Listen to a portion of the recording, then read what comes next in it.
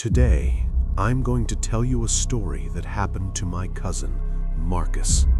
He told me this once, just once, and never brought it up again. A year later, I asked him about it. He just shook his head and said, "Don't." So turn off the lights, put your headphones on, and whatever you do, don't listen to this alone at night. Though knowing you, that's exactly what you're doing right now. Marcus is a structural engineer, practical guy, the kind of person who needs to see something twice before he believes it once. About 5 years ago, his company sent him on a long-term job assignment, several months in a small Rust Belt town in the Midwest. Old factories, gray skies, streets that emptied out by 9 in the evening. The kind of place where the motels all look the same and every diner has the same laminated menu. His company rented him an apartment in an old 6-story building on the edge of town. 1 bedroom, worn-out furniture, radiators that only worked when they felt like it. Marcus didn't care. He's not a picky man. Work until 7, come home, eat something from a can, sleep. That was the routine for the first 2 weeks. Then the sounds started. The first time was around 2 in the morning. He was already half asleep when he heard it, coming from the wall to his left, the wall he shared with the apartment next door, Unit 9, according to the number plate in the hallway. The sound was strange, not a TV, not music, not someone talking on the phone. It was rhythmic, almost like footsteps, slow, steady, back and forth, like someone pacing the length of a room, over and over, all night. Marcus figured it was a neighbor with insomnia. He rolled over, pulled the pillow over his ear, and went back to sleep. The second night, same thing, exactly at 2. Footsteps, back and forth, back and forth. The third night, Marcus had had enough. He sat up, reached over, and knocked on the wall, once, hard. The footsteps stopped immediately, and in the silence that followed, he heard something worse, something low, almost too quiet to make out, but completely unmistakable. From the other side of the wall came the sound of breathing, slow, deep, measured, like someone was standing right up against the wall and listening. Marcus told me he couldn't move for a full 2 or 3 minutes.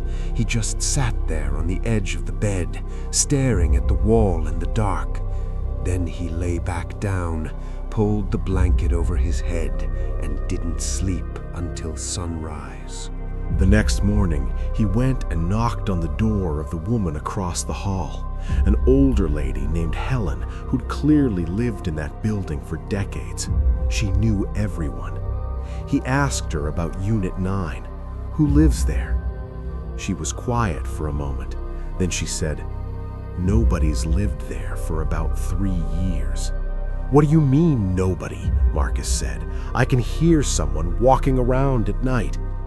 She looked at him carefully, and Marcus told me it wasn't the look of someone surprised. It was the look of someone who had been expecting this conversation, like she already knew what he was going to say before he said it. "You hear footsteps?" she asked quietly. "Yeah." "At night? Around 2? "Yeah." She nodded, slowly, the way people nod when something confirms what they've suspected for a long time. Then she said, "Don't knock on the wall. Don't ever do that again." Marcus asked her to explain. She wouldn't. She just repeated it, "Don't knock," and closed the door. Marcus was an engineer, a rational person. He didn't believe in ghosts, and he wasn't about to start. He decided the old woman was either superstitious or losing her mind, and that someone, a squatter maybe, was living in that apartment illegally. He called the building's management company. They confirmed it. Unit 9 had been vacant for 3 years. The last tenant moved out, and since then the keys had been with them. Marcus told them he was concerned about a possible pipe issue in the shared wall. His job title made the excuse easy, and asked if someone could let him in to take a look. The next afternoon, a young woman from the management office showed up with a key ring, a little puzzled, but asking no questions. They opened the door to Unit 9. It was empty, completely empty. No furniture, no boxes, nothing. Bare walls. The windows were locked from the inside. The door lock showed no signs of tampering, and a thick, undisturbed layer of dust covered the floor.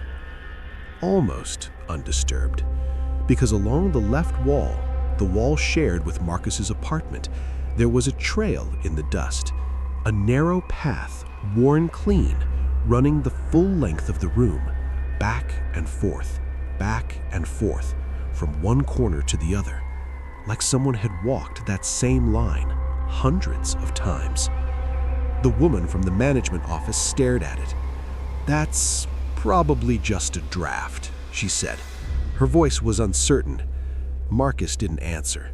He was looking at the trail and thinking, no draft in the world leaves a path that looks exactly like 2 feet walking side by side.